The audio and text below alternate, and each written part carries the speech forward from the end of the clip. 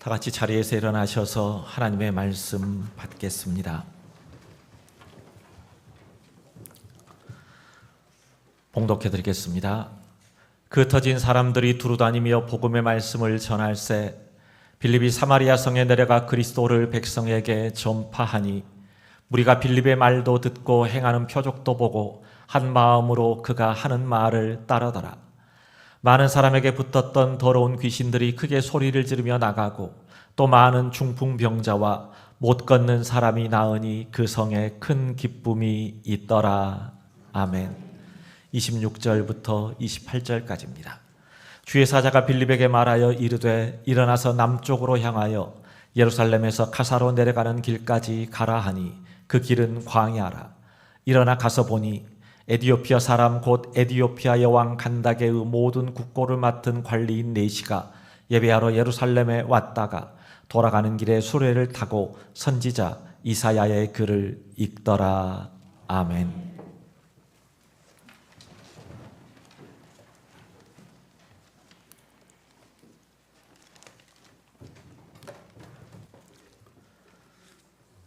우리나라 국어학자인 이어령 선생님이 쓰신 맘마와 지지라고 하는 글이 있습니다. 이 글을 보면 아이가 세상에 태어나서 가장 먼저 배우는 말이 맘마라고 합니다. 어린아이는 태어나면서부터 이 맘마에 대한 본능을 지니고 있습니다. 그래서 아무도 가르쳐주지 않지만 태어나는 즉시 엄마의 젖을 빨고 무엇이든 닿기만 하면 다 입으로 가져갑니다. 이것을 맘마 본능 이렇게 표현했는데요. 그 이유는 아이들에게는 모든 먹을 것이 맘마라는 말로 통하기 때문입니다.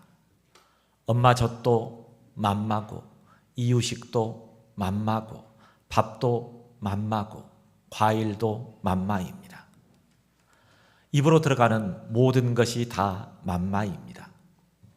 하지만 아이들에게는 정작 먹을 수 있는 것과 먹어서 안 되는 것을 구별할 수 있는 능력이 없습니다. 그래서 맘마 다음에 배우게 되는 말이 뭐죠? 지지입니다. 지지. 엄마가 아이에게 먹을 것을 줄 때는 맘마라고 하고 먹을 수 없는 것을 먹으려고 하거나 손대면 안 되는 것에 손을 대면 지지 그러면서 말립니다. 그런데 이 맘마 본능은 태어나면서부터 타고나는 거지만 지지의 능력은 지속적인 반복 훈련과 학습을 통해서만 길러진다라는 겁니다.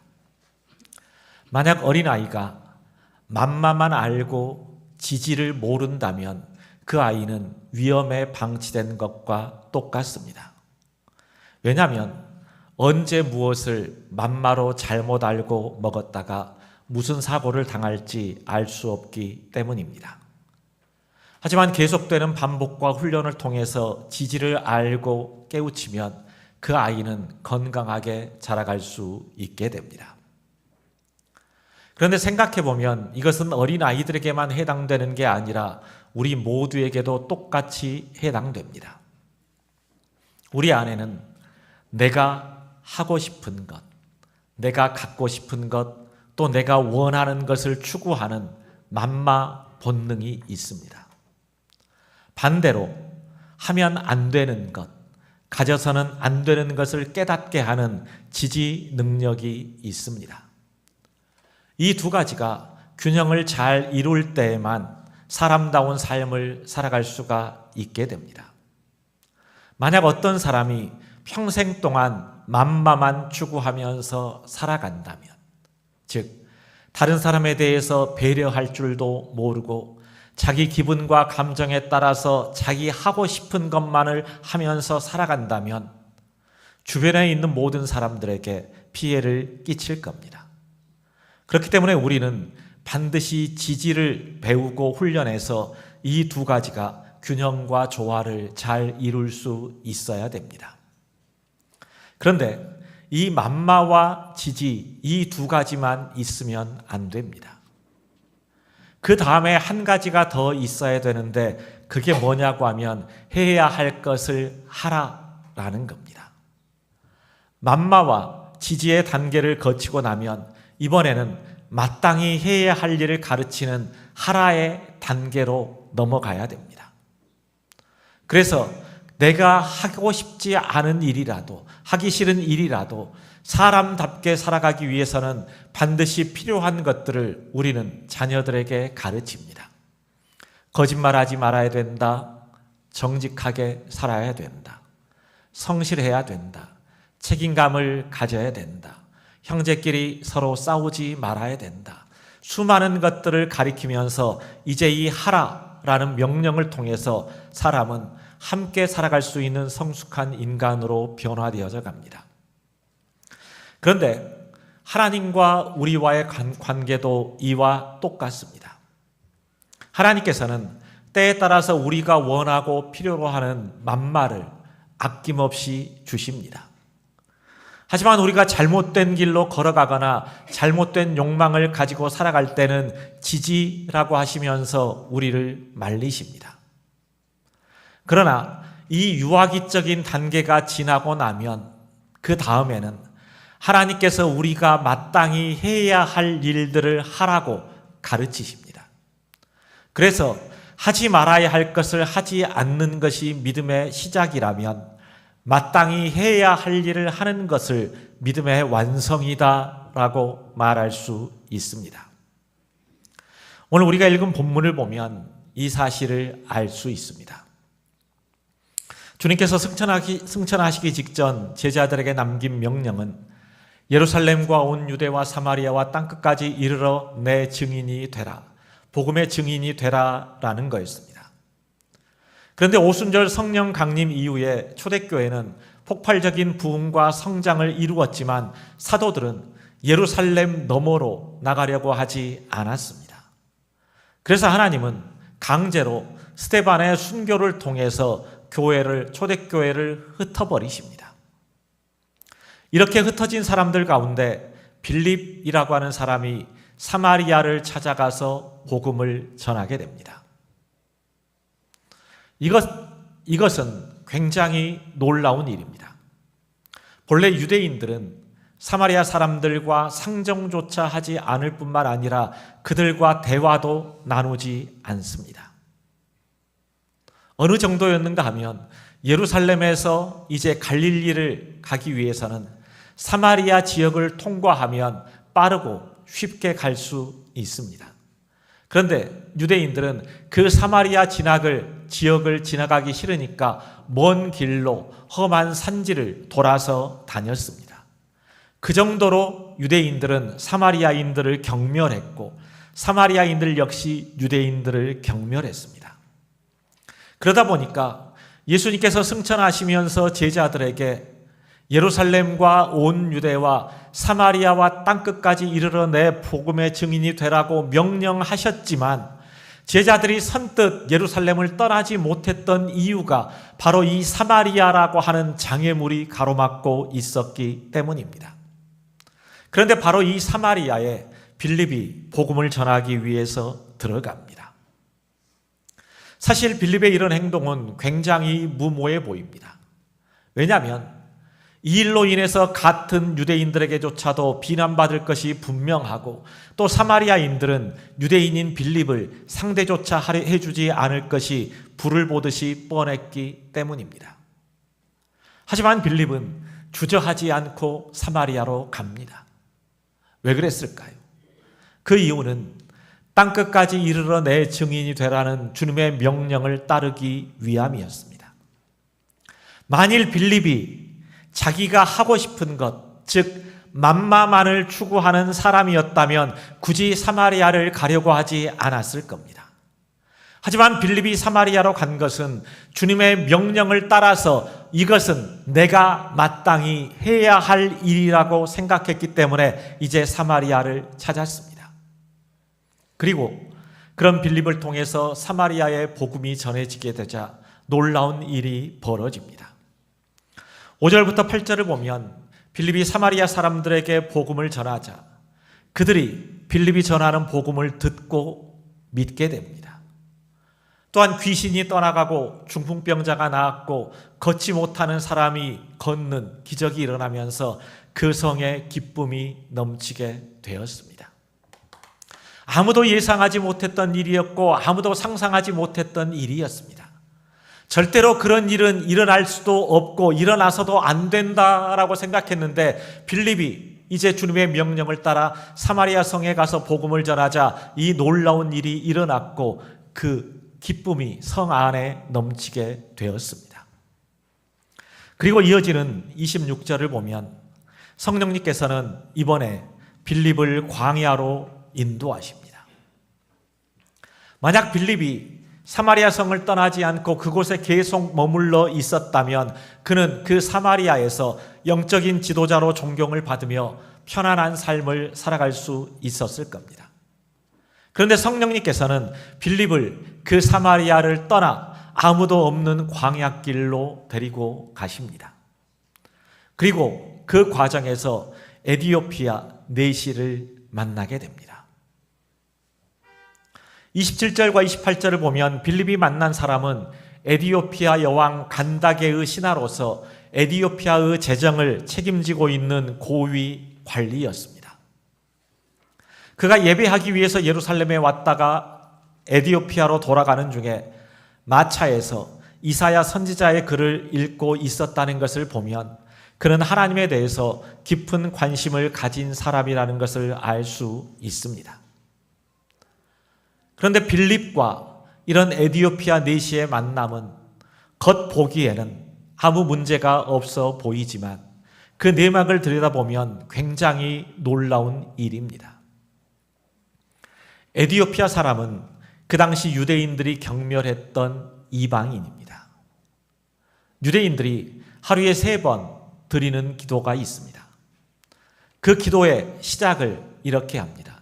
하나님, 내가 이방인으로 태어나지 않게 해주신 것을 감사합니다. 내가 여자로 태어나지 않게 해주신 것을 감사합니다.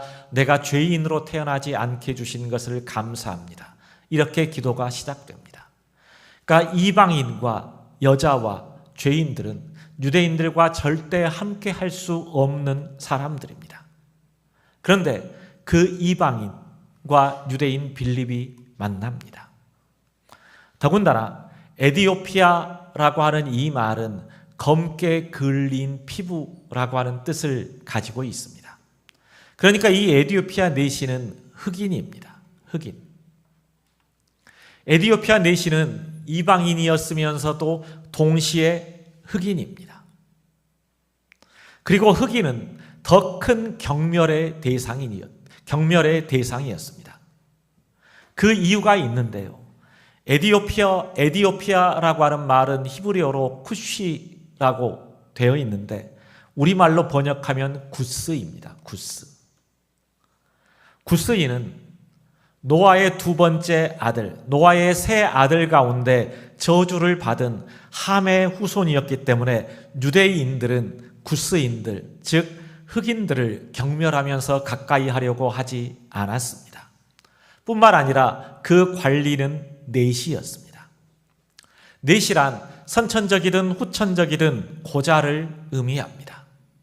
유대인들은 이런 고자 역시 하나님으로부터 저주받은 사람으로 간주해서 인간 이하의 존재로 취급을 했습니다. 그렇게 보면 에디오피아 내시는 빌립이 만날 만한 사람도 아니고 아니 만날 필요도 그럴 가치도 전혀 없는 사람입니다. 그런데 하나님께서는 빌립을 이 에디오피아 내시와 만나게 하기 위해서 그를 광야길로 인도하셨습니다. 여러분 한번 내가 빌립의 입장이었다라고 생각해 보십시오.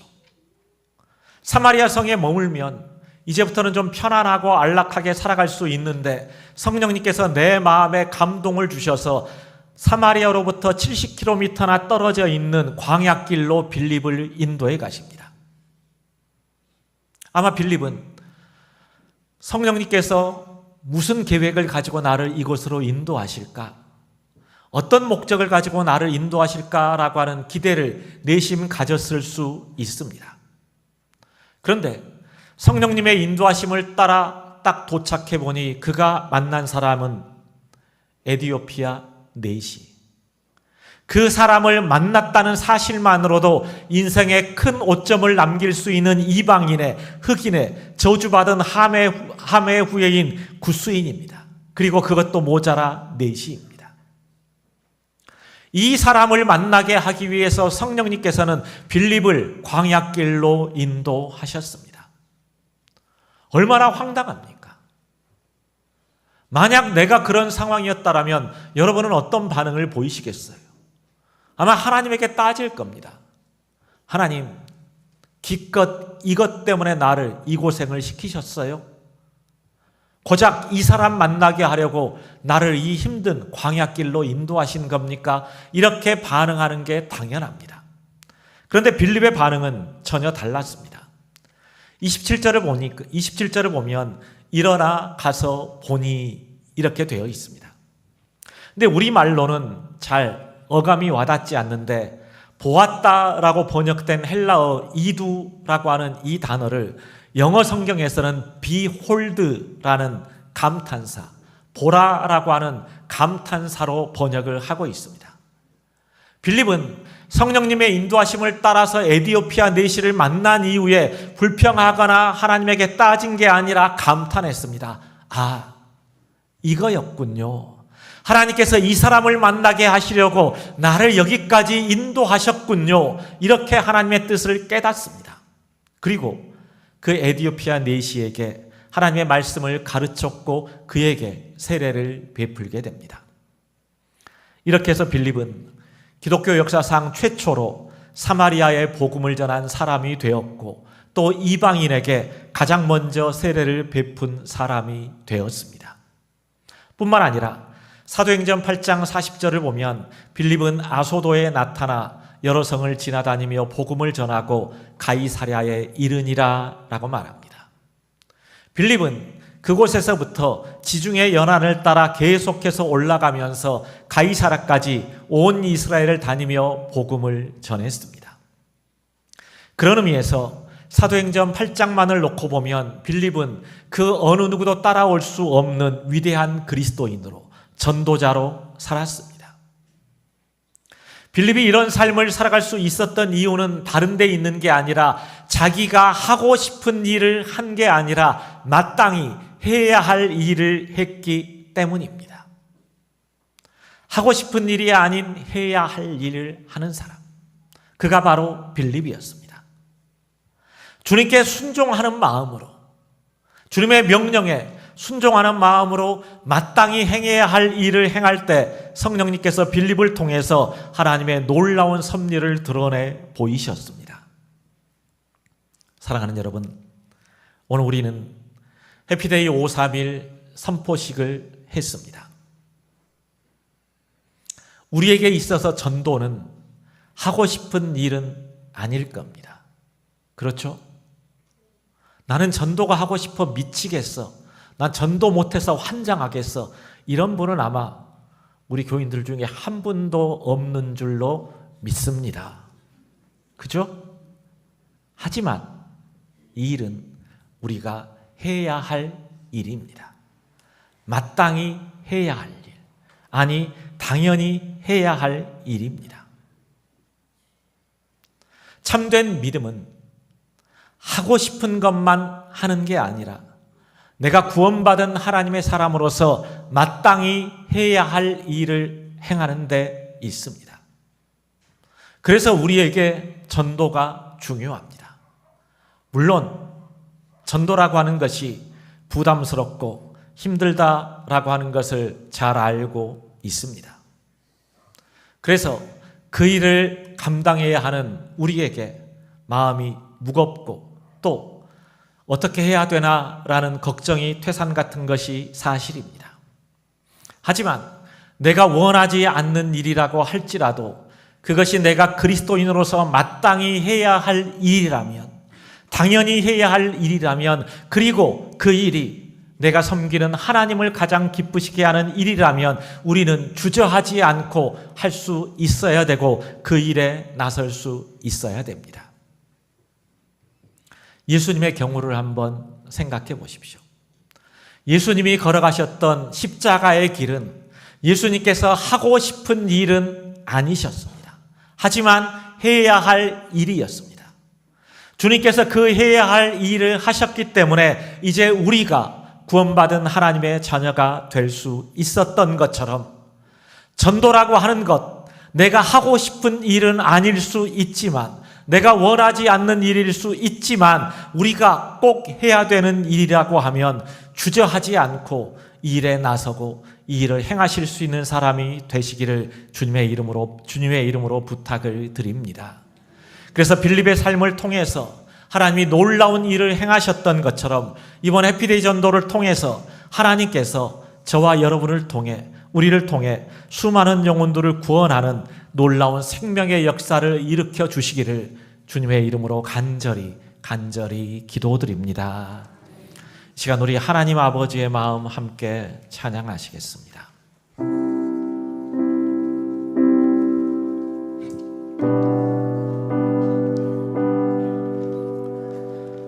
전도는 하나님이 가장 기뻐하시는 일이고 또 우리가 마땅히 해야 할 일입니다. 그리고 이 전도는 우리가 하나님의 마음을 품을 때, 아버지의 마음을 품을 때만 가능한 일입니다. 이제 해피데이 531이 시작되었습니다. 이번 해피데이 전도를 하는 동안 하나님 아버지의 마음을 우리 모두가 품을 수 있기를 바랍니다. 하나님의 마음이 있는 곳, 죽어가는 영혼들을 바라보는 그 마음이 있는 그곳에 내 마음이 있기를 바라고, 하나님이 무엇 때문에 눈물을 흘리시는지, 하나님이 무엇을 보시면서 안타까워 하시는지 이제 우리가 그 하나님의 마음을 알고 그 하나님의 마음을 기쁘시게 하기 위해서 이제 힘들지만 어렵지만 해피데이 전도를 잘 감당할 수 있기를 바랍니다. 우리 찬양하시고 우리 해피데이 전도를 위해서 잠깐 합심해서 우리 하나님 앞에 함께 기도하는 시간 갖겠습니다.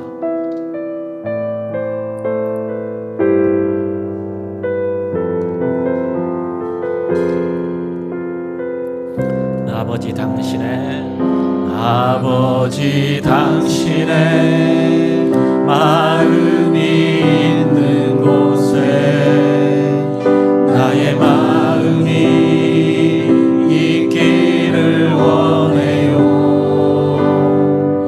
아버지 당신의 눈물이 고인 곳에 나의 눈물이 고이길 원해요. 아버지 당신이 바라보는 영혼에게 나의 두 눈이 향하길 원해요. 아버지 당신이 울고 있는 어두운 땅에 나의 두 발이 향하길 원해요.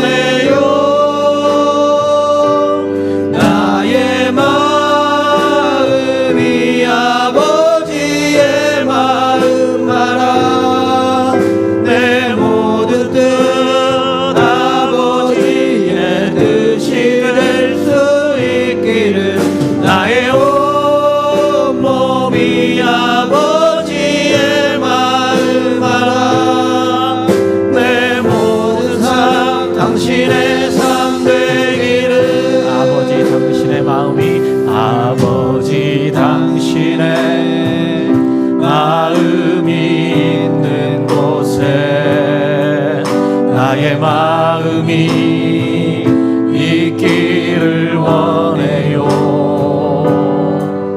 아버지 당신의 눈물이 고인 곳에 나의 눈물이 고이길 원해요. 아버지 당신이 바라보는 영혼에게 나의 두 눈이 향하길 원해요. 아버지 당신이 울고 있는 어두운 나의 두 발이 향하길 원해요. 나의 마음이 아버지의 마음 알아. 내 모든 뜻 아버지의 뜻이 될 수 있기를. 나의 온몸이 아버지의 마음 알아. 내 모든 삶 당신의 삶 되기를. 나의 마음이 아버지의, 나의 마음이 아버지의 마음 알아. 내 모든 뜻 아버지의 뜻이 될 수 있기를. 나의 온몸이 아버지의 마음 알아. 내 모든 삶 당신의 삶 되기를. 이 시간 오늘 해피데이 전도를 위해서 잠깐 기도하는 시간 갖겠습니다. 아버지 하나님, 언제나 우리와 함께 해주시며 이제 이번 해피데이 전도를 통해서 우리가 수많은 영혼들을 구원하는 일에 나서고자 하오니 하나님께서 우리를 도와주시고 또 하나님께서 우리를 붙들어 주시기를 원하옵나이다. 하나님, 이제 우리가 전도는 하고 싶은 일은 아니지만 이제 우리가 마땅히 해야 할 책임이요 또 사명이며 의무임을 하나님께 따라 알게 하여 주시옵소서. 그리고 이 일이 하나님을 가장 가슴 깊으시게 하는 일이며 이 일을 우리가 감당할 때 하나님께서 우리에게 힘도 주시고 능력도 주심을 이제 우리가 알게 하여 주시옵소서. 하나님, 이제 우리 안에 있던 모든 선입관을 깨뜨리기 원합니다. 할 수 없다라고 하는 이의 생각들을 내려놓기를 원합니다. 저 사람은 안 될 거야, 내가 해도 헛수고일 거야 라고 생각하지 않게 하시고 이제 우리가 용기를 가지고 부딪힐 수 있게 해 주시옵소서. 하나님, 우리가 담대히 나아가 입을 열어 증거할 수 있도록 아버지 하나님 도와주시옵소서. 이제 내가 작정한 이 예비 신자들의 마음을 하나님께서 주장해 주시고 인도해 주셔서 이번 해피데이 전도를 통해서 이제 우리가 하나님의 마음을 품게 하시고 정말 우리가 어떻게 해야 하나님 기쁘시게 하는 삶을 살아갈 수 있는가를 깨달아 알게 하시고 그 일을 책임있게 감당할 수 있도록 아버지 하나님 인도해 주시옵소서. 하나님, 우리 가운데 함께해 주시옵소서. 하나님께서 우리를 붙들어 주시고 인도해 주셔서 이제 우리가 간절한 마음으로 이번 해피데이 전도를 위해 기도할 때마다 우리 앞을 가로막고 있는 모든 장애물들이 사라지게 해 주시옵시며 사탄은 이제 우리에게 끼지 못하게 하시며 어떤 방해들을 이겨내고 다 우리가 나아가 반드시 우리가 목표를 세우는 이제 예비신자 작정 300명 결신자 30명의 목표를 이룰 수 있도록 하나님 도우시고 인도해 주시며 하나님 우리와 함께하여 주시옵소서.